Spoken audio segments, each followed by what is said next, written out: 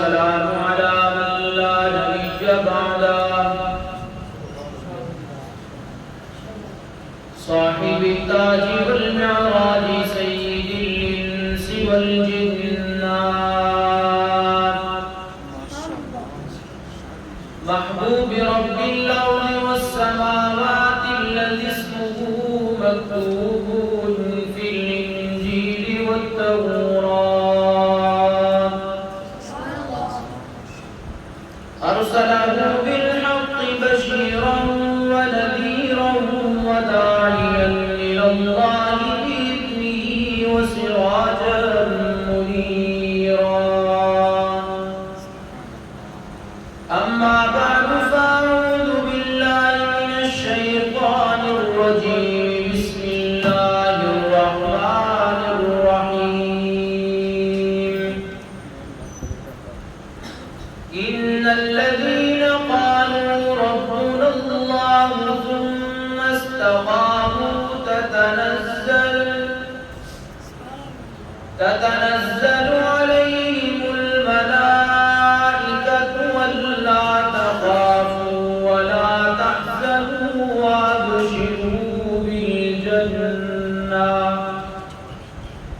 وأبشروا بالجنة التي كنتم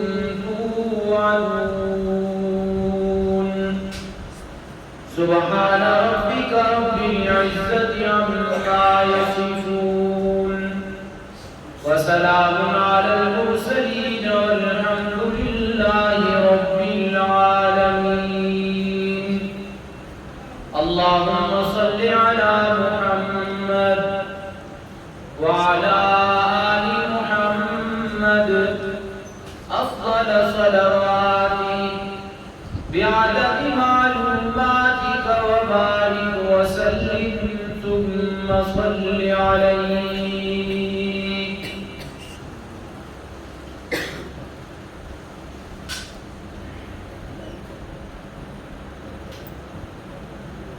حاضرین مجلس آج پہلی مرتبہ آپ کے اس ادارہ اور اس جامع مسجد میں درس قرآن کریم کی خوبصورت محفل میں حاضری کا شرف حاصل ہو رہا ہے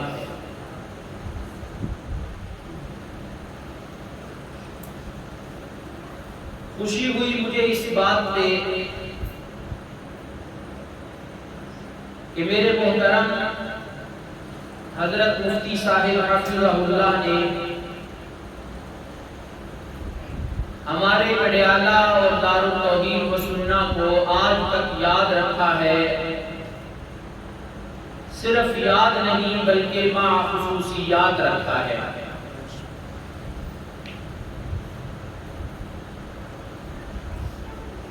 اصل میں جس آدمی کے پاس یہ والا تحفہ ہے نا کہ کانا ابوہما صالحا وہ بڑا خوش قسمت ہوا کرتا ہے حضرت حافظ صاحب رحمت اللہ علیہ 60 سال کے قریب عرصہ انہوں نے یہاں پہ قرآن کریم کی خدمت کی تو پھر ظاہر بات ہے کہ اس کے نتیجہ میں جہاں آخرت سنورنی ہے جہاں قبر سنورنی ہے وہاں ایسی نیک اولاد بھی تو ملنی ہے اللہ رب العزت اس مسجد کو اس ادارہ کو اس کے متعلقہ جتنے بھی ادارے ہیں تمام کو قیامت کی صبح تک آباد و شاد رکھے آمین یہاں آتے ہوئے مجھے یہ نہیں محسوس ہوا کہ میں کسی غیر کے پاس جا رہا ہوں ہماری ان سے کچھ اور نسبت بھی ہے اللہ اسے بھی ہمیشہ برقرار رکھے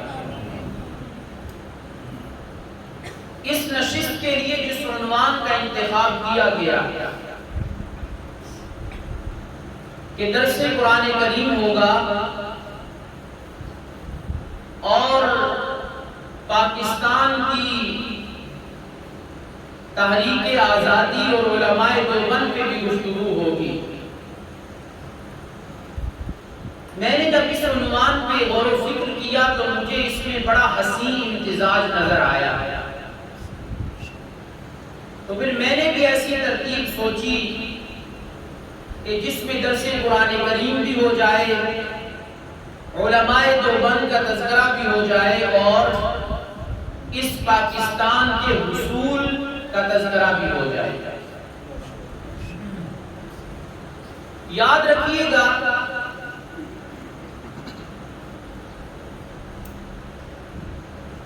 کمالات تین قسم کے ہوتے ہیں۔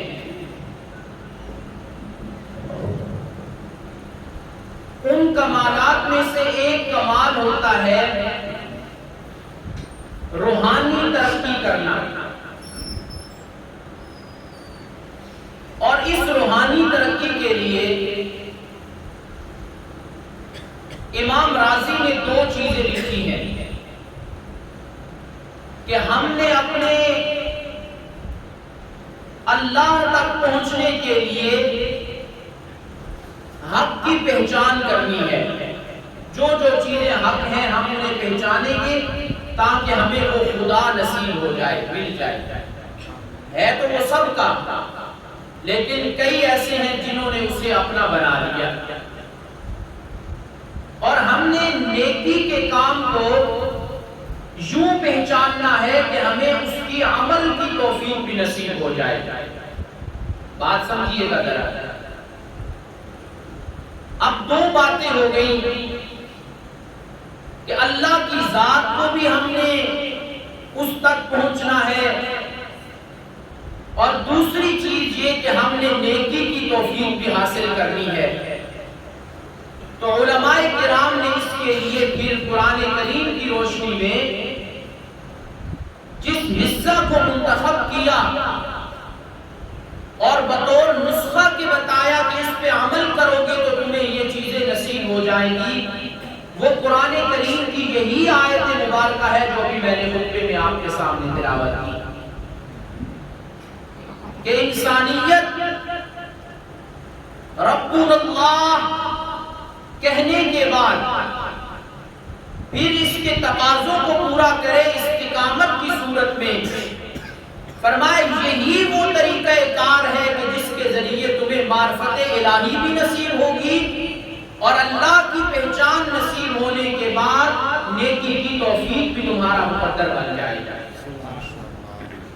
میں اپنا مزاج ہوتا ہے، میں ذرا گہری باتیں تفصیل کی باتیں کرنے کا مزاج رکھتا ہوں، لیکن آج وہ موضوع نہیں ہے، تو اپنی عادت پہ مجبور ہوں، تو کچھ دیر پہلے ذرا میں اس جھلک کو بھی لاؤں گا انشاءاللہ العزیز، بعد میں تو پھر تاریخی باتیں انشاءاللہ آپ کے سامنے کوشش کروں گا۔ اب قرآن کریم کا یہ حصہ ذرا اس کی گہرائی میں ہم نے اترنا ہے۔ رب تعالیٰ نے اس میں ہمیں اسی طرف دعوت دی کہ صرف تمہاری زبان سے کہنے سے کچھ نہیں بنے گا، عملی زندگی میں بھی تمہیں اپنا نمایاں کردار بنانا پڑے گا۔ بات سمجھ رہے ہیں آپ لوگ؟ آپ دیکھیے گا ذرا قرآن کریم، فرمایا ان الذین قالوا ربنا اللہ ثم استقاموا تتنزل، سبحان اللہ، ایسے بیان نہیں ہونا، پکی بات محبت سے۔ میں کسی بزرگ کو نہیں کہوں گا کہ وہ آگے آ جائے، اپنی جگہ بیٹھے، لیکن بیداری اور سبحان اللہ کی آواز آئے گی تو بالکل سنا سکوں گا، یہ بالکل پکی بات۔ میرے بھائی رانا کیسر صاحب بھی تشریف فرما ہیں، علماء کے ساتھ بڑے اسفار ہیں ان کے، مولویوں کو سننا ہو تو کچھ تمہیں بھی سنانا پڑے گا، اور صرف تم سبحان اللہ سناتے رہو آپ لوگ، ہم آپ کو قرآن سناتے رہیں گے انشاءاللہ۔ رب تعالیٰ نے قرآن کریم کے اس مقام پہ فرمایا ان الذین قالوا ربنا اللہ ثم استقاموا تتنزل، سبحان اللہ، فرمایا جن لوگوں نے یہ زبان سے کہا اور دل سے کہا اور اپنے اعمال سے بھی ظاہر کیا کہ ربنا اللہ،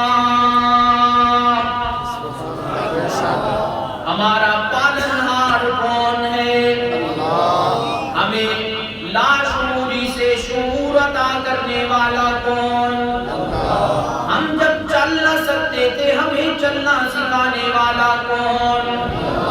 اور جب ہم اپنی حاجت کے لیے صرف ایک طریقہ اپناتے تھے کہ رو لیتے تھے، اس رونے کے انداز میں مختلف چیزیں ہمیں عطا کرنے والا ہماری چاہت کے مطابق کون؟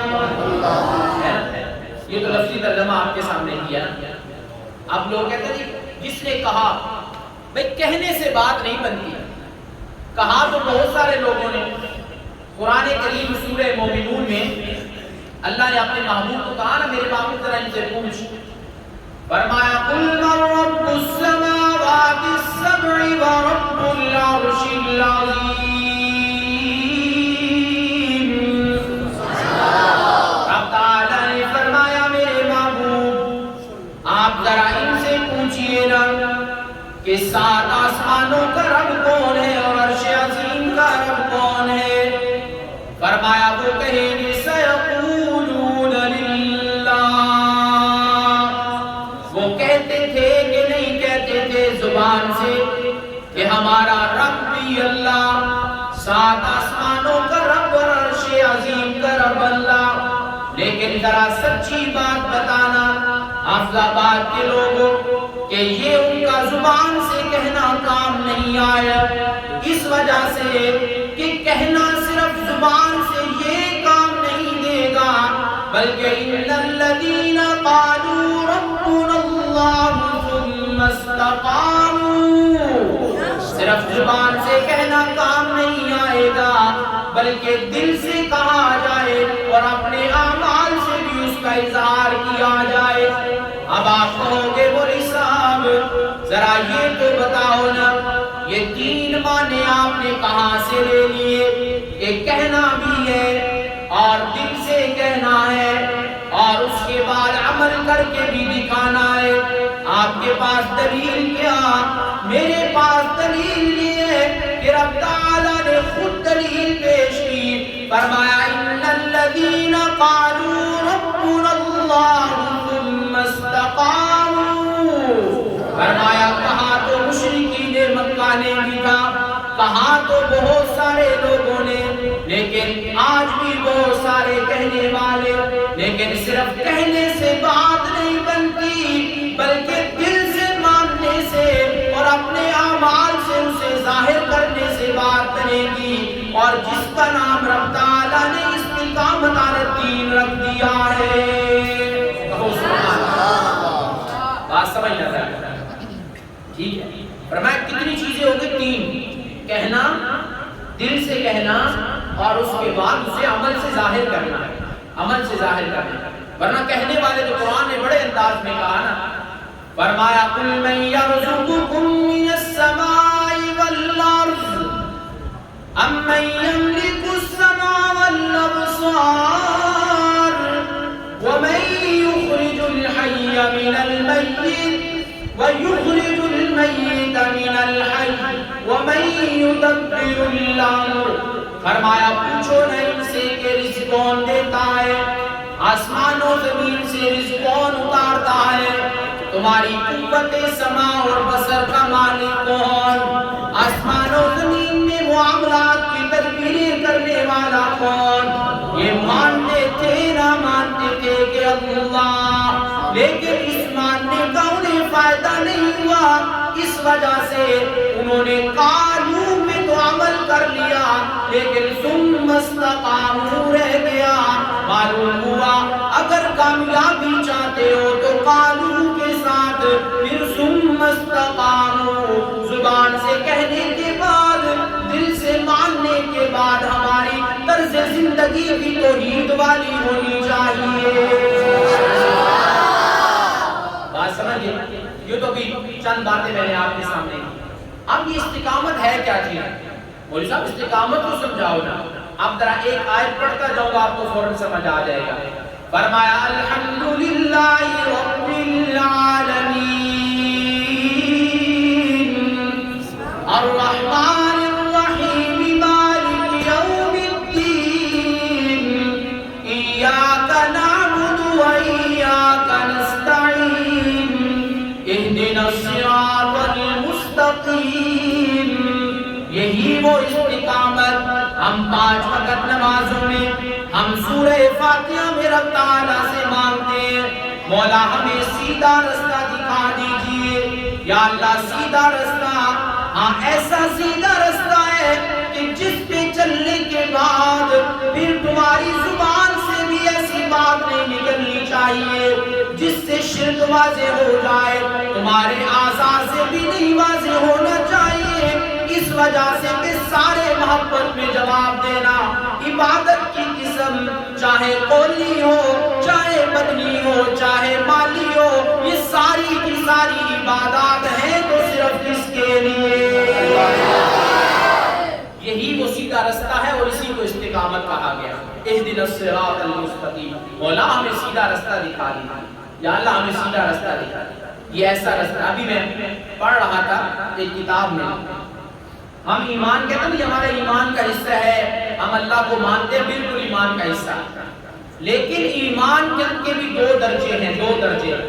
اللہ نے امت کے لیے بڑی آسانیاں کر دی۔ ایک ایمان تحقیقی ہے کہ مجھے بھی پتہ ہے کیا کیا چیزیں ایمان کی ہیں، میں اسے بیان کر سکتا ہوں، اور ایک ایمان تقلیدی ہے، سب کو پتہ ہے اللہ ہے، رسول اللہ کو ماننا، فرشتوں کو ماننا، اچھی بری تقدیر اللہ کی طرف سے، قیامت کا دن اسی کے آرڈر سے ضرور ہوگا، لیکن اس پہ اگر کوئی دلیل نہیں دے سکتا، اللہ کہتے ہیں ایمان تو لاؤ، میں ایسا ایمان بھی قبول کر لوں گا تمہارا۔ اہدنا الصراط المستقیم، لیکن جب کہہ لیا، چاہے ہمارے پاس دلائل کوئی نہیں، لیکن پھر ہم نے زبان سے کہنا ہے اور دل سے کہنا ہے، اور تیسری چیز کہ ہم نے جب کہنا ہے تو بولو کیسے کہنا ہے، اپنے اعضاء سے، اعمال سے اسے ظاہر کرنا ہے۔ بات سمجھے؟ حافظ آباد کے لوگوں، اب استقامت کی چند مثالیں ذرا سنیے نا۔ میں نے پہلے کہا آج اس انداز میں نہیں، کچھ لوگ مجھے جانتے ہیں یہاں پہ، کیونکہ موضوع ذرا ایسا ہے نا، آج کچھ تاریخی باتیں اور اس طرح کی باتیں انشاءاللہ۔ استقامت دیکھنا چاہتے ہو، اس کی مثال دیکھو نا ذرا، تمہیں کہاں کہاں نظر آئے گی۔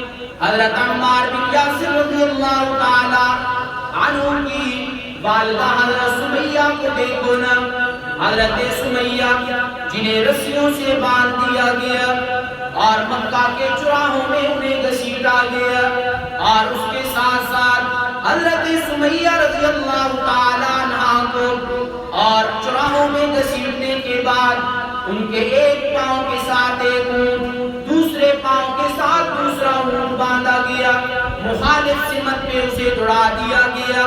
حضرت سمیہ کے 2 ٹکڑے ہو گئے، اور جب یہ کرنے لگا تو ابو جہل نے پوچھا، ہاں سمیہ بتانا، تو محمد رسول اللہ کے دین سے پیچھے ہٹے گی؟ کہنے لگی، ان معصوم ہاتھوں نے، ان نازک ہاتھوں نے جب رسول اللہ کے دامن کو پکڑ لیا، اب جسم کے ٹکڑے ہو سکتے ہیں لیکن دامن ہاتھ سے نہیں چھوڑ سکتا۔ اب پھر بتاؤ نا ذرا، اسے کہتے ہیں ان الذین قالوا ربنا اللہ ثم استقاموا تتنزل۔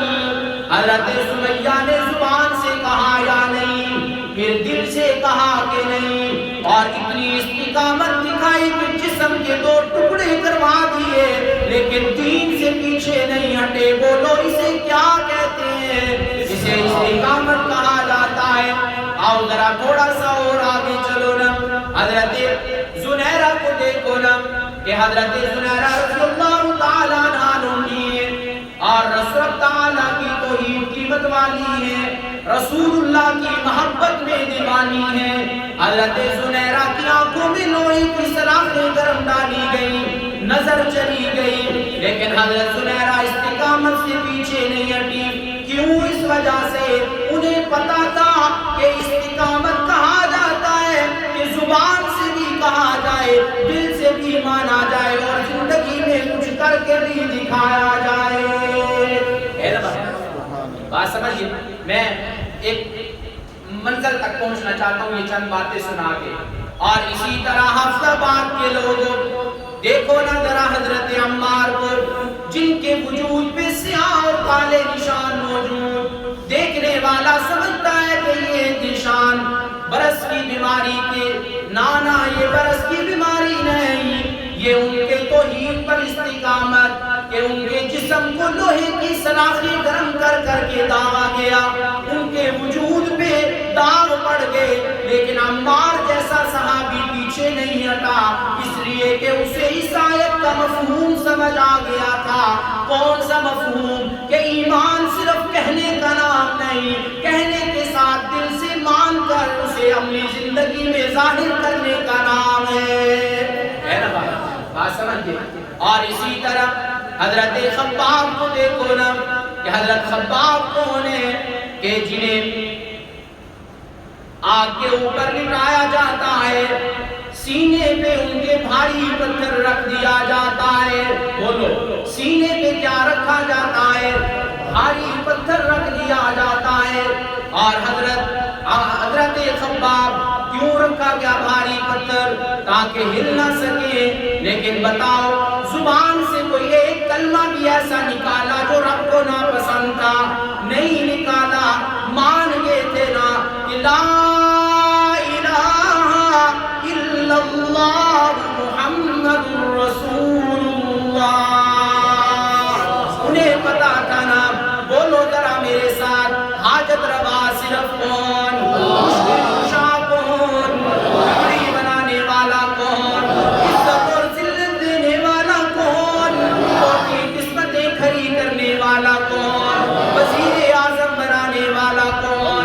وزیر اعظم بنانے والا کون؟ میری اور آپ کی دعاؤں کو قبول کرنے والا کون؟ مشکلوں سے نکال کے آسانیاں لانے والا کون؟ بولو بولو ذرا کون؟ قرآن کہتا ہے وَقَالَ ارْكَبُوا فِيهَا بِسْمِ اللَّهِ مَجْرَاهَا وَمُرْسَاهَا إِنَّ رَبِّي لَغَفُورٌ رَحِيمٌ۔ مشکلیں حل کروانی ہے، اپنی تکلیفوں کی کشتیاں پار لگوانی ہے، اپنی اولاد کے رشتے نہیں ہو رہے، یہ کشتی بھی پار لگوانی ہے، تو مدد مانگنی ہے تو صرف کس سے مانگنی ہے؟ بات سمجھے؟ حضرت خباب کو دیکھو نا، پیچھے ہٹے کہ نہیں، بولو ایک جملہ بھی ایسا نہیں بولا۔ اور آگے چلیے، حضرت صہیب ابو فقیہ کو دیکھو نا کہ انہیں لوہے کی سخت وزنی اور کھردری ہتھکڑیاں پہنا دی گئیں اور انہیں گرم ریت کے اوپر اوندا لٹا دیا گیا۔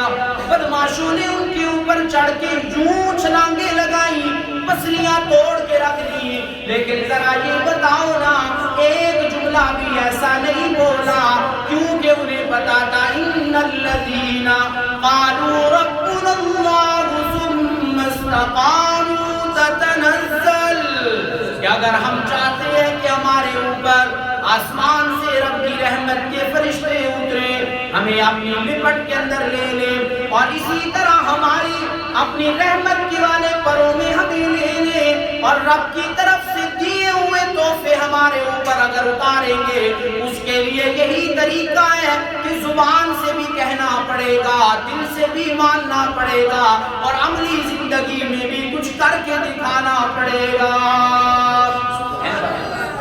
اب چلتے جائیں، یہ ہے وہ۔ اور اسی طرح حضرت بلال کو دیکھو نا کہ حضرت بلال رضی اللہ تعالیٰ عنہ امیہ کتنا ظلم کرتا ہے ان کے اوپر، اور آہو بکا کی آوازیں کہاں جاتی ہیں، لیکن وہ ایک بات ایسی نہیں کہتا، ایک بات ایسی نہیں کہتا کہ جس سے توحید کی خلاف ورزی ہو جائے، کیونکہ ان سب کو یہ مفہوم پتا تھا ان الذین قالوا ربنا اللہ، انہوں نے کہا تھا کہ ہمارا رب اللہ ہے، صرف کہنے کی حد تک نہیں بلکہ ہفتہ بعد کے لوگوں رٹا لگا لو، کہنے کی حد تک نہیں بلکہ زبان سے بھی کہا، دل سے بھی مانا، اور زندگی میں کچھ کر کے بھی دکھایا۔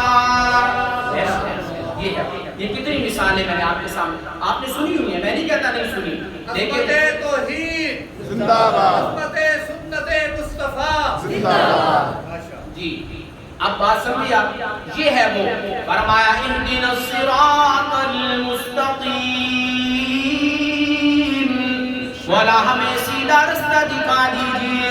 یہ سیدھا رستہ کون سا کہ جس کے اندر استقامت بھی ہوا کرتی ہے، ورنہ آج توحیدی کہلوانے والا اپنی برادری کی وجہ سے نیچے میں بھی چلا جائے گا، کل میں بھی چلا جائے گا، کوئی بات نہیں جی، میری برادری کا مسئلہ آ گیا، لیکن قرآن کہتا ہے میں نے اس رستے کا نام ہی مستقیم رکھا، جس سے میں نے استقامت کو بنا دیا کہ سیدھا رستہ ہوتا ہی وہ ہے جہاں برادریوں پہ نظر نہیں ہوتی، جہاں دوستوں پہ نظر نہیں ہوتی، جہاں ناک رکھنے کی بات نہیں ہوتی، وہاں پہ اگر نظر ہوتی ہے تو رب پر اور رب کے پیارے محبوب محمد مصطفیٰ پہ ہوتی ہے۔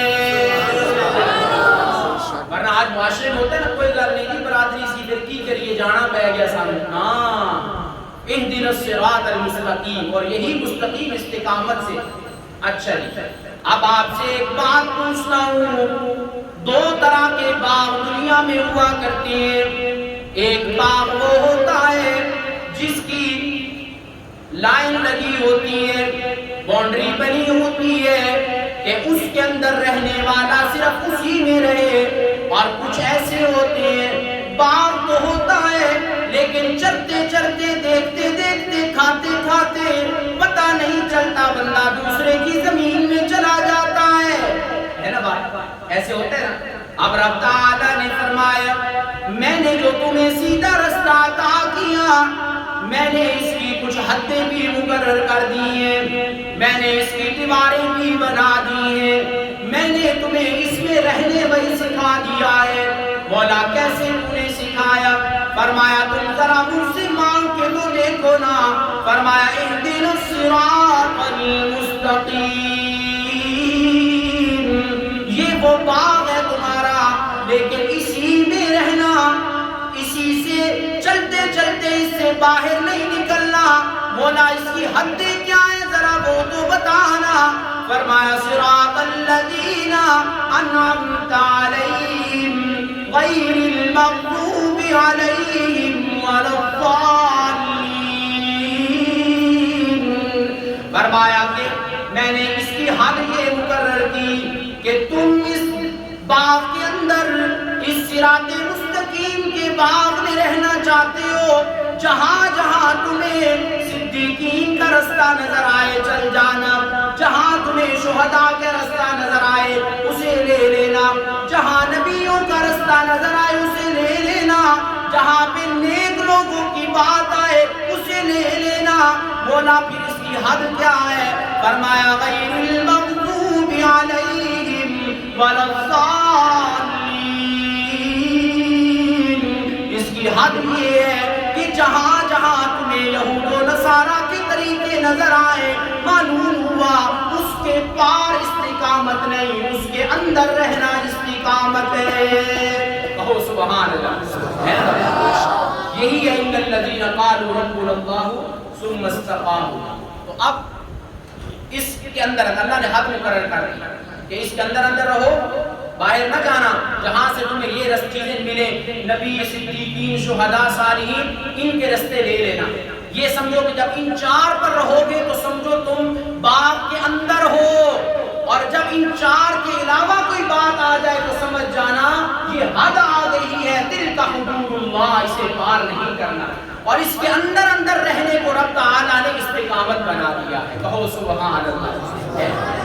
اب یہاں ایک بات کروں گا، قرآن کریم میں سورہ نساء میں رب تعالیٰ نے اسی آیت کو کچھ یوں سمجھایا، فرمایا وَمَن يُطِعِ اللَّهَ وَالرَّسُولَ فَأُولَٰئِكَ مَعَ الَّذِينَ أَنْعَمَ اللَّهُ عَلَيْهِم مِّنَ النَّبِيِّينَ وَالصِّدِّيقِينَ وَالشُّهَدَاءِ وَالصَّالِحِينَ۔ ذرا میں ایک بات سمجھانا چاہتا ہوں، مولا دنیا میں ہم اگر ان چار کے رستے پہ چلے، وہ باغ کے اندر اندر، اسی کو استقامت کہا گیا۔ مولا یہ تو دنیا ہے نا، پھر یہ چار درجے جنت میں کیسے ہوں گے؟ اٹھاؤ تفسیریں، اٹھاؤ حدیث کی کتابیں، فرمایا کہ چار درجے، سب سے اوپر نبی ہوں گے، اس سے نیچے صدیقین ہوں گے، اس سے نیچے شہداء ہوں گے، اس سے نیچے صالحین ہوں گے۔ فرمایا دنیا کے اندر تم ان 4 چیزوں پہ استقامت اختیار کرو، تم اس سے باہر نہ جانا۔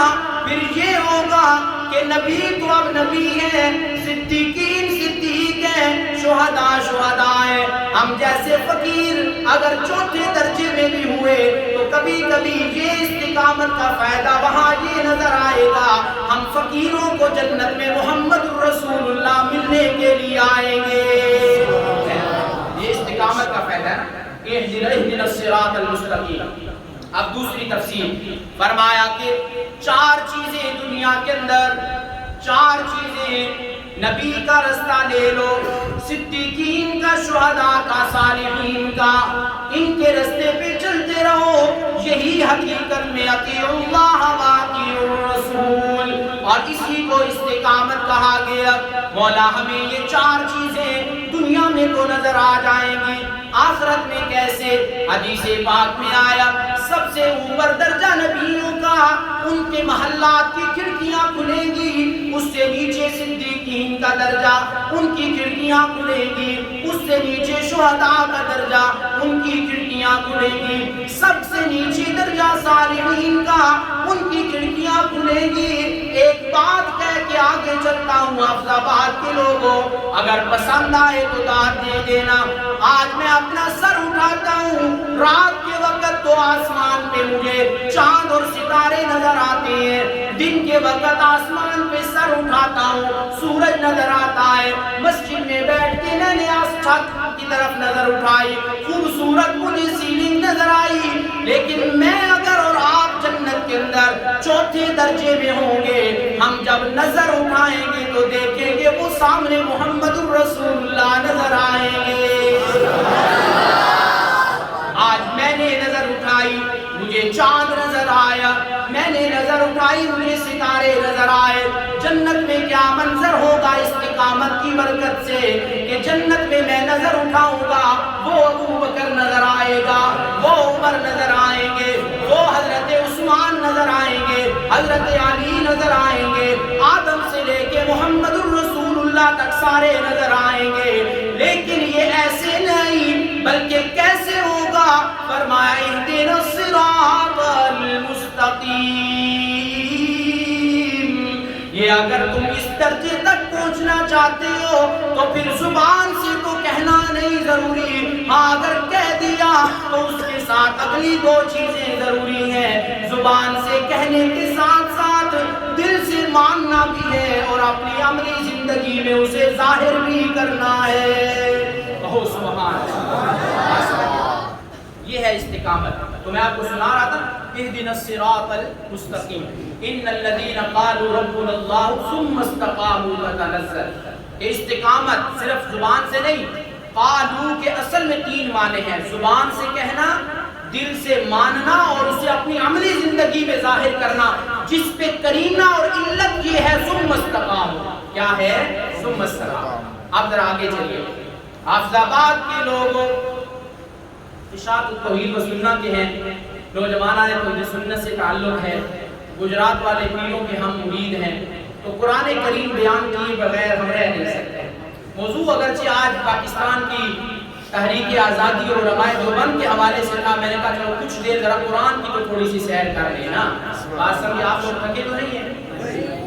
اچھا یہ مجھے ایک بات بتاؤ حافظ آباد کے لوگوں، یہ ساری استقامت کی مثالیں میں نے آپ کے سامنے رکھی، بولو حضرت سمیہ نے استقامت رکھی کہ نہیں؟ بولو۔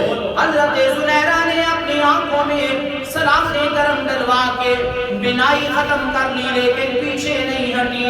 حضرت خباب نے سینے کے اوپر پتھر رکھوا لیے، حضرت صہیب نے اونڈے منہ ریت کے اوپر لیٹنا برداشت کر لیا، پسلیاں تڑوا لی لیکن استقامت رکھی، پیچھے نہیں ہٹے۔ ذرا یہ بتاؤ نا یہ سارے استقامت کس بات پہ رکھتے تھے؟ میرے ساتھ مل کے پڑھو نا، فرمایا لا الہ الا اللہ محمد رسول اللہ۔ یہ سارے کس بات پہ استقامت رکھتے تھے؟ ہماری جتنی چاہے زبان سے ہو، چاہے بدن سے ہو، چاہے مال سے ہو، ساری کی ساری کس کے لیے؟ بولو کس کے لیے ہوں گی؟ تو پھر مجھے بتاؤ نا، اللہ نبی وارث کہنا ٹھیک ہے یا صرف اللہ کہنا ٹھیک ہے؟ اور اسی طرح بتاؤ پھر طواف کرنا مدنی عبادت ہے یا کہ نہیں؟ بولو ہے کہ نہیں؟ پھر طواف صرف بیت اللہ کا ہوگا یا قبروں کا؟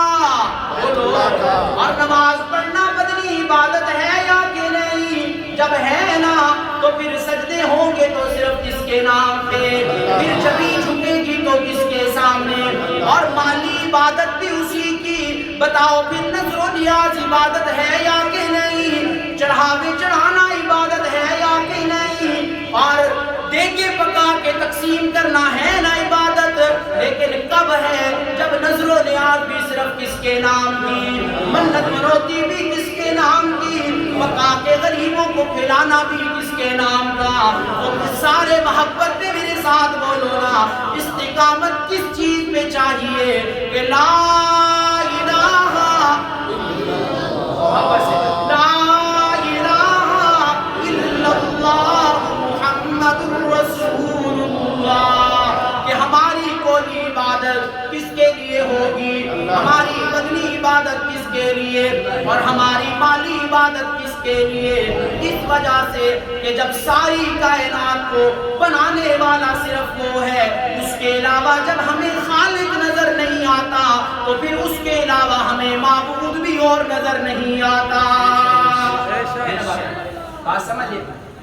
اب ذرا دیکھیے گا، فرمایا کہ اسی کلمے کی بنیاد پہ استقامت، جی بولا اس کے پیچھے جانے نشاور کر دی، جانے اپنی دیری تیرے رستے میں، جی فرماتے ہیں یہ مشن ہی اتنا اعلیٰ ہے نا کہ اس میں محمد الرسول اللہ، اگلا جملہ بھی تو ہے نا کہ جہاں رسول اللہ نے طائف کی وادیوں میں کیا کچھ برداشت نہیں کیا، بیٹیوں کے رشتے خراب ہوئے، کس وجہ سے؟ اسی وجہ سے۔ تو پھر ہمیں صحابہ اور صحابہ کے بعد امت میں بھی یہ چیز چلنی چاہیے کہ ان الذین قالوا ربنا اللہ ثم استقاموا۔ آج یہ تین چیزوں کا رٹا لگا لو یہاں پہ، زبان سے کہنے کے ساتھ، دل سے ماننے کے ساتھ، عملی زندگی میں ظاہر کریں گے کہ معبود حقیقی عبادت کے لائق، سجدوں کے لائق ہے تو صرف کون ہے؟ بات سمجھے؟ اچھا، حافظ آباد کے لوگوں، ربانی مسجد کے نمازیوں، قاسم العلوم جامعہ سے تعلق رکھنے والوں، یہ تو وہ تھے نا جنہوں نے صحابہ نے ڈائریکٹ نبی علیہ السلام کو دیکھا، انہوں نے استقامت کی مثالیں قائم کر دی۔ آئیے ذرا تابعین کے درجے میں دیکھو نا، میں سمجھتا ہوں کہ تابعین میں امام ابو حنیفہ سے بڑا تابعی مجھے نظر نہیں آیا۔ امام ابو حنیفہ نے بھی حق بات پہ استقامت اختیار کی، جنازہ جیل سے اٹھا۔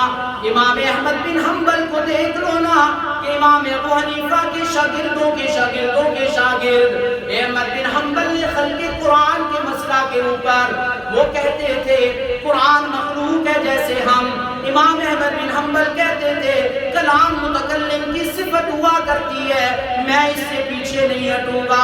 اتنے کوڑے مارے گئے، کہنے والوں نے کہا اگر یہ کوڑے ایک ہاتھی پہ مارے جاتے تو ایک کوڑا بھی برداشت نہ کر سکتا، لیکن صحابہ نے بھی استقامت کا رنگ اپنایا۔ اور دوسری بات، اگلی بات، صحابہ کے بعد تابعین نے بھی یہی رنگ اپنایا، اور اس کے بعد تابعین کے بعد علماء نے بھی یہی رنگ اپنایا کہ کہنے سے صرف کام نہیں چلے گا، کہنے کے ساتھ دل سے مان کے زندگی میں کچھ کر کے دکھانے سے کام بنے گا۔ میں یہاں اپنا موضوع یہ ذرا روکتا ہوں۔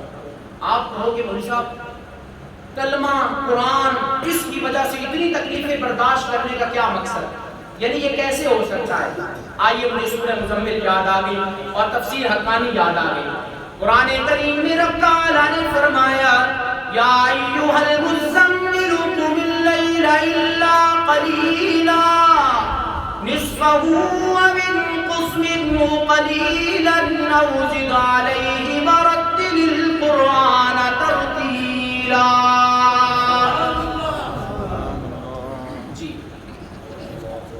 سمجھیے گا، فرمایا کہ قرآن کریم کو ٹھہر ٹھہر کے پڑھو نا۔ میں بات سمجھانا چاہتا ہوں، یہ قرآن اور کلمہ پڑھنے کی وجہ سے یہ کیفیت کیسے بنتی ہے؟ سوال پیدا ہو سکتا ہے نا، یہ کیفیت کیسے بنی قرآن اور کلمہ پڑھنے کی وجہ سے؟ رب تعالیٰ نے فرمایا قرآن کریم کو ٹھہر ٹھہر کے پڑھ، کلمہ طیبہ کو ٹھہر ٹھہر کے پڑھ۔ کیا مطلب اس بات کا؟ یعنی سمجھ کے پڑھنا چاہیے، جسے سمجھ کے پڑھنا آ جائے وہ پھر بڑی سے بڑی قربانی دینے کے لیے پیچھے نہیں ہٹتا۔ آئیے یہاں پہ ایک رنگ سمجھانا چاہتا ہوں۔ فرمایا قرآن کریم کے جتنے بھی الفاظ ہیں، قرآن کریم کے بولو جتنے بھی الفاظ ہیں، یہ رب تعالیٰ کی الوہیت میں رنگے ہوئے ہیں، یہ رب تعالیٰ کی تقدیس میں رنگے ہوئے ہیں۔ اور جب وہ والے الفاظ جو رب کی الوہیت میں رنگے ہوئے ہیں، رب کی تقدیس میں رنگے ہوئے ہیں، وہ جب ہم پڑھیں گے، زبان سے نکالیں گے، ہمارے کان سنیں گے، جب ہمارے دل میں یہ رنگے ہوئے الفاظ آئیں گے تو یہ رنگے ہوئے الفاظ دل میں آ کے استقامت کا رنگ پیدا کریں گے۔ بات سمجھے نا، یہ صرف اس لیے کہا پڑھنے سے نہیں۔ اسی طرح جب ہم کلمہ پڑھیں گے، کلمہ جب ہم ٹھہر ٹھہر کے پڑھیں گے، قرآن کے اس حکم پہ عمل کریں گے، جب یہ قرآن کلمہ زبان سے نکلے گا اور ذکر زبان سے نکلنے کے بعد جب ہماری کانوں میں جائے گی اس کی آواز اور کانوں کے رستے سے دل میں جب اترے گی تو یہ رنگے ہوئے کلمے کے الفاظ توحید والے ہمارے دل میں جا کے ایسی استقامت پیدا کریں گے، ایسا استقامت کا رنگ بنائیں گے کہ ہمیں قربانیاں دینا بھی مشکل نہیں لگے گی۔ کہو سبحان اللہ۔ معذرت سے کہوں گا جی ذرا توجہ فرمائیے، ارد گرد کے جو احباب باتیں کریں نا خاموش کروا دیا کریں، یہ بچے وغیرہ ذرا احتیاط کریں، اس سے پھر بہت سارا خلل واقع ہوتا ہے۔ بات سمجھ گئے؟ ورتل القرآن ترتیلا، فرمایا ٹھہر ٹھہر کے قرآن کو پڑھ، کیوں کہ یہ الوہیت اور تقدیس میں رنگے ہوئے الفاظ تیری زبان سے نکل کر کانوں کے رستے دل میں اتریں گے تو استقامت کا رنگ پیدا کریں گے۔ اسی طرح کلمہ یہ صرف زبان سے کہنا نہیں بلکہ کہنے کے بعد اسے سمجھو اور پھر اسے اپنی زبان سے صادر کرو، تمہارے کانوں کے رستے دل میں اترے گا تو توحید پر اور سنت پر رب استقامت کا رنگ پیدا کر دے گا۔ کہو سبحان اللہ۔ حافظ آباد کے لوگوں، یہاں ایک بات سمجھانا چاہتا ہوں، ذرا دل کی کھڑکیاں کھول کے سننا۔ یہی وہ کلمہ ہے کہ صحابہ نے قربانیاں دی یا کہ نہیں؟ بولو۔ اب آخری 10-5-7 منٹ انشاءاللہ ایک رنگ بنا دو، محبت سے بولنا۔ یہی کلمہ جس کی بنیاد پہ صحابہ نے قربانیاں دی یا کہ نہیں؟ بولو، دی ہے نا۔ اور تابعین نے بھی قربانیاں دی اور علماء نے بھی قربانیاں دی، اماموں نے بھی قربانیاں دی۔ پھر یہی وہ کلمہ ہے کہ جس کی بنیاد پہ ملک پاکستان بنا۔ سارے مجھے ذرا بتاؤ، جسے جسے پتہ ہے مجھے بتاؤ، میں ذرا پیک لیول پہ پہنچ چکا ہوں تقریر کے اندر، ذرا بتاؤ مجھے یہ بات، پاکستان کو بنانے والا کون ہے؟ اسباب کی دنیا کے اندر کون ہے؟ بولو جی جی، اسباب کی دنیا میں جزاک اللہ محمد علی جناح نے بنایا۔ بولتے ہو کہ نہیں؟ مانتے ہو نا؟ یہ وہی محمد علی جناح ہے جس نے کہا تھا کہ ہمارے 3 رشتے ہیں، ہم ان 3 رشتوں میں جب مضبوط ہو جائیں گے، ان 3 رشتوں سے رشتہ جوڑ لیں گے تو پھر ساری دنیا کے مسلمان ایک قوم بن جائے گی۔ وہ 3 رشتے کون سے؟ ہم توحیدی بن جائیں، ہم سنت رسول والے بن جائیں، ہم قرآن والے بن جائیں۔ جب ان 3 رشتوں سے ہمارا تعلق مضبوط ہوگا تو نتیجہ یہ نکلے گا، کوئی جہاں بھی رہے سارے مسلمان ایک قوم بن جائیں گے۔ بات سمجھے؟ آگے چلو۔ اور اسی محمد علی جناح نے کیا کہا؟ قائد اعظم محمد علی جناح نے کہا کہ تم ایک چٹان دنیا میں ایسی، ایک لنگر ایسا ہے جس کے ساتھ جس نے بھی تعلق جوڑا ہے پوری ملت کی تعمیر اور عمارت اسی پہ استوار ہے، اور وہ قرآن کریم ہے۔ محمد علی جناح نے کہا ہمارے پاس ایک ہی اسوہ ہے جس پہ چل کے ہمیں رہنمائی ملے گی، وہ محمد رسول اللہ کا۔ محمد علی جناح نے کہا عظیم مسلح دنیا میں صرف محمد رسول اللہ، عظیم قانون دان محمد رسول اللہ، عظیم رہنما کون ہے؟ بولو محمد رسول اللہ۔ آپ سارے مان گئے ہو نا کہ پاکستان کا بانی کون ہے؟ بولو۔ میں بات آگے کرنے لگا ہوں، تشویش پیدا کر رہا ہوں اور تشویق پیدا کر رہا ہوں، سنیے گا۔ پاکستان کو بنانے والا کون ہے؟ محمد علی جناح۔ نانا لوگو، یہ تو صرف ظاہر پہ تھا، اس کی بیعت میں دیکھو نا محنتیں کس کی ہیں۔ یہی محمد علی جناح برطانیہ میں رہتا ہے، وہاں پڑھتا ہے، اس کا یہ کہنا کہ قرآن حق، اس کا یہ کہنا کہ سنت حق، اس کا یہ کہنا کہ توحید حق، اس کا یہ کہنا کہ عظیم مسلح کون ہے؟ محمد رسول اللہ ہے۔ محمد علی جناح کے اندر یہ فکری کیفیت، یہ دین کی طرف پیدا کرنے والی شخصیت علماء دیوبند میں سے دارالعلوم دیوبند کے سرپرست حکیم الامت مولانا اشرف علی تھانوی ہے۔ بات سمجھے؟ ظاہر پہ صرف محمد علی جناح تھا، لیکن پیچھے محنت کرنے والا اس پہ کون تھا؟ بولو۔ ہم علماء دیوبند کی محنتوں کو پاکستان کی تحریک آزادی میں بلا نہیں سکتے۔ ہاں دیکھو نا شمس الحق افغانی کو قرآن کی تفسیر پڑھاتے پڑھاتے لوگوں کا ذہن بنا دیا۔ 1928 میں سب سے پہلے اشرف علی تھانوی رحمہ اللہ نے پاکستان کا تصور قائم کیا اور خود مختاری والے ملک کا تصور لوگوں کے دلوں میں بٹھایا۔ 1930 کے اندر علامہ اقبال نے صدارتی خطبہ دے کر روسی تصور کی تائید کر دی۔ پھر یہی چلتے چلتے وہ وقت آیا، شاہ عبدالعزیز نے اسی پاکستان کے پیچھے زہر کھا لی کہ لوگوں نے انہیں زہر دی، جس کی وجہ سے ان کی نظر ختم ہو گئی، ان کی جائیدادیں روک لی گئی۔ اسی طرح شیخ الہند رحمت اللہ علیہ نے 2 سال مالٹا کی جیل میں گزارے، اتنی سزا دی گئی، کسی کو نہیں بتایا۔ لیکن جب دنیا سے رخصت ہونے لگے، ان کے وجود میں دیکھا کہ 4-4 انچ کے سوراخ ہوئے ہیں۔ یہ سب کچھ کس لیے تھا؟ حقیقت میں یہ ہمیں ملک پاکستان دلانا چاہتے تھے۔ وہ چاہتے تھے کہ ایسا ملک ہونا چاہیے جس میں کھلے عام صدا لگے، حاجت روا اس کے علاوہ کوئی نہیں، مشکل کشا اس کے علاوہ کوئی نہیں، بگڑی بنانے والا اس کے علاوہ کوئی نہیں، اور جو دنیا سے چلا جائے، قبر میں چلا جائے، وہ سنتا نہیں، اس لیے کہ پردوں کے پیچھے سننے والا کون ہے؟ عقیدہ شاد التوحید کا سننا زندہ باد۔ جی میں نے کہا نا آج موضوع ذرا تاریخی سا ہو گیا، چلیں یہ بھی سر میں سنتے جاؤ۔ اچھا جی، اب ذرا بتاؤ نا، یہ محمد علی جناح نے پاکستان بنایا، اس نے کہا کہ قرآن حق ہے، رسول اللہ کی سنت حق، ہمیں توحیدی بننا ہوگا۔ سارے مجھے بتاؤ یہ تربیت اس کی کس نے کی تھی؟ بولو۔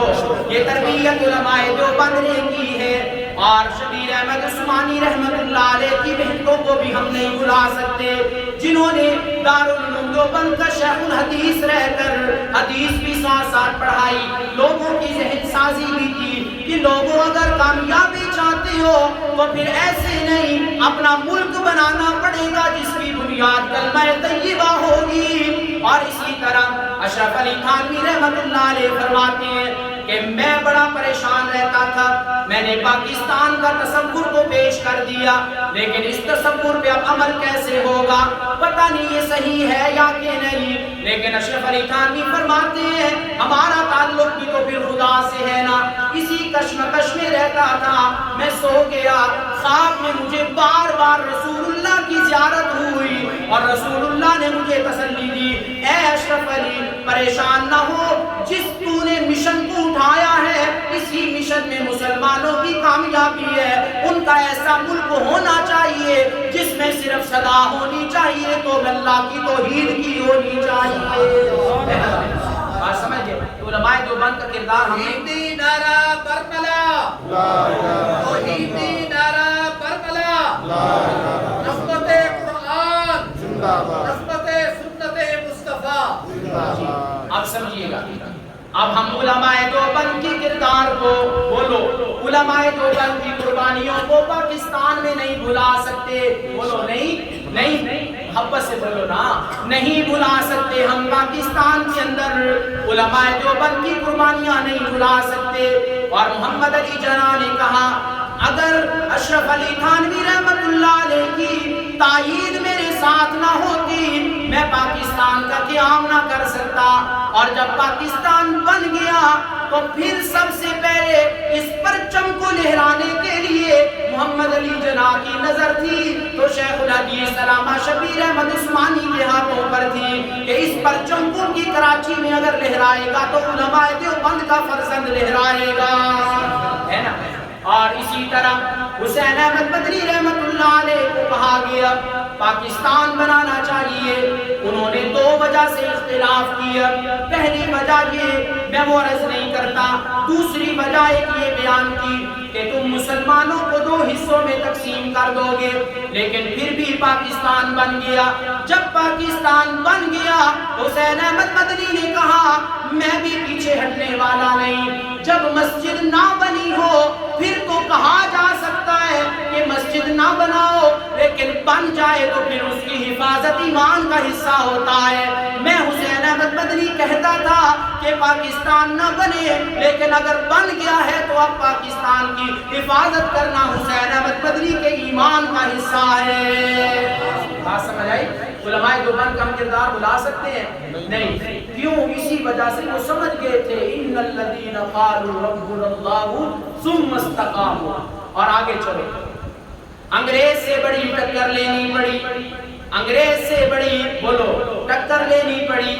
حسین احمد مدنی رحمت اللہ علیہ نے فتویٰ جاری کر دیا کہ انگریز کی فوج میں بھرتی ہونا یہ حرام ہے، منع ہے۔ خالد دینہ حال کراچی میں بلایا گیا اور کہا گیا اے حسین احمد مدنی ذرا یہ تو بتانا تو نے یہ فتویٰ دیا ہے۔ حسین احمد مدنی نے جو جواب دیا میرا ضمیر کہتا ہے اس کا مقصد یہ تھا کہ سن لو جج صاحب، جو فتویٰ دے دیا گیا ہو اس سے مکرا بھی جا سکتا ہے، اس سے پھرا بھی جا سکتا ہے۔ فتویٰ دینا اور بات ہوتی ہے، موقع پہ جب فتویٰ دیا جائے تو اس کی اور بات ہوتی ہے۔ میں تو خالد دینہ حال میں مجرم بن کے آیا ہوں، مجرم ہوں، لیکن مفتی کی حیثیت سے فتویٰ دیتا ہوں کہ انگریز کی فوج میں بھرتی ہونا یہ جرم ہے، یہ منع ہے۔ کہنے لگا تمہیں پتا ہے اس کی سزا کیا ہے؟ یہ بغاوت کا کیس بن جائے گا، سزائے موت ہوگی۔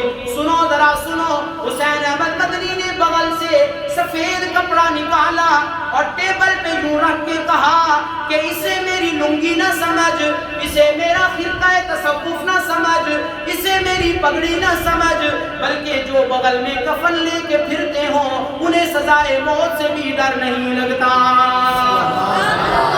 جو کفن لے کے بغلوں میں پھرتے ہوں انہیں عدالتوں میں بیٹھ کے عدالت کی مرضی کے خلاف فتویٰ دینے سے ڈر نہیں لگتا۔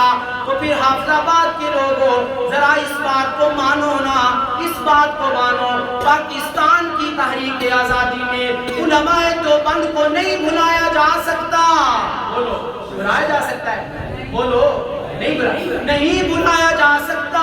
آؤ ذرا پھر سنو پاکستان کا مطلب کیا ہے۔ لا الہ الا اللہ محمد رسول اللہ۔ اب آخری بات کہنے لگا ہوں، جسے پسند آئے نہ اپنے بڑھاپے کو دیکھے نہ جوانی کو دیکھے، بلکہ محبت میں ذات لہرا کے سبحان اللہ کہہ دینا۔ میں علی وجہ البصیرت کہتا ہوں اگر کلمے کی بنیاد پہ پاکستان بنا ہے نا تو پھر پاکستان کے نظریے کو سب سے کامل اور اکمل اور اتم درجے میں سنبھالنے والی اگر جماعت ہے تو اشاعت التوحید و سنہ ہے۔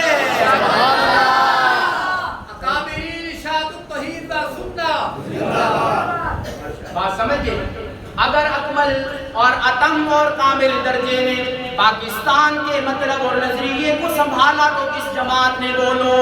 پھر سنو ذرا اگر پاکستان سے محبت جس کی ہے بولو ہاتھ کھڑا کر کے، کس کی محبت پاکستان سے، پاکستان کی سرزمین سے پیار ہے یا کہ نہیں بولو؟ تو پھر سنو، پاکستان کی سرزمین سے اگر تمہارا پیار ہے تو پھر یہ بھی مان لو نا کہ پاکستان کا مطلب کلمہ ہے، تو پھر یہ ماننا پڑے گا کہ اگر ہمیں پاکستان سے پیار ہے، اس زمین پہ پھر رب کے سوا سجدہ بھی کسی کا نہیں، اس زمین پہ نظر و نیاز رب کے سوا کسی کی نہیں، اس زمین پہ اگر ہمیں غیر اللہ کی نام کی پکار نظر آئے ہم اسے بھی بند کریں گے، نظر و نیاز رب کے سوا نظر آئے ہم اسے بھی بند کریں گے، اور کلمے کا دوسرا حصہ محمد رسول اللہ، یہ سنت بھی چلے گی تو کس کی چلے گی؟ بات سخت کرنے لگا ہوں، پاکستان سے پیار ہے نا تو وہ بنیاد کلمہ طیبہ، تو پھر داڑھی سے بھی پیار کرو نا کیونکہ کلمہ کہتا ہے، پھر وراثت بھی پوری پوری تقسیم کرو نا کیونکہ کلمہ کہتا ہے، پھر دیور جیٹ سے عورتیں پردہ کرے نا کیونکہ کلمہ کہتا ہے، پھر کسی کا حق نہیں دبانا اس وجہ سے کہ ہمیں کلمہ کہتا ہے۔ بات سمجھئے؟ پاکستان سے بڑا پیار ہے لیکن کلمے پہ عمل کوئی نہیں، ایسے نہیں ہوگا۔ اگر پاکستان سے پیار ہے کہ نہیں سب کا ہے نا اپنے وطن سے پیار؟ پوچھو ان سے جو جوانی کی جوش و جذبہ میں باہر ملکوں میں جاتے ہیں کمانے کے لیے، بال بچے دار ہوتے ہیں اور لیکن چھپ چھپ کے رو رہے ہوتے ہیں کہ پاکستان کی گلیاں اور زمین یاد آتی ہے، پیار ہے نا پاکستان سے؟ تو اگر پاکستان سے پیار اور محبت ہے اور حب الوطن من الایمان یہ بھی ایمان کا حصہ ہے، تو پھر جس بنیاد پہ پاکستان بنا وہ ماننا پڑے گا، ہمارے عمل میں بدعت نہیں بلکہ سنت ہونی چاہیے، تیجا کل 10واں 40واں نہ کر کے پاکستان سے محبت کو ظاہر کرو۔ اور آخری بات کہتا ہوں، علی وجہ البصیرت کہتا ہوں، پاکستان کے نظریے کو سنبھالنے میں جہاں علماء دیوبند کا کردار ہے وہاں پہ میرے شیخ القرآن اور عنایت اللہ شاہ بخاری کا بھی کردار ہے۔ بتاؤ ان سے بڑھ کے کس نے توحید سنائی ہوگا قریب زمانے میں؟ ہے نا شیخ القرآن نے قرآن سنایا، اور سید عنایت اللہ شاہ بخاری نے ہمیں عدم سماع کا مسئلہ سمجھایا، اور میں سمجھتا ہوں عدم سماع کا عقیدہ عین کلمہ طیبہ ہے۔ میری اس تقریر کو دیوانہ سمجھ لو یار، یہ پاکستان کی محبت میں دیوانہ ہے، لیکن حقیقت میں ہم کلمے کی محبت میں دیوانے ہیں کہ اگر کلمہ کی بنیاد پہ پاکستان بنا ہے پھر رب کے سوا کسی کی عبادت نہیں اور محمد الرسول اللہ کے طریقے کے علاوہ کوئی طریقہ نہیں۔ ہاں اگر طریقہ چلے گا تو وہ رسول اللہ کا بتایا ہوا ہوگا کہ رسول اللہ نے کہا قرآن کو مانو اور میری سنت کو مانو، اور رسول اللہ کی سنت پہ صحابہ کی سیرت کو بھی ماننا پڑے گا۔ اللہ عمل کی توفیق عطا فرمائے۔ وآخر دعوانا الحمدللہ۔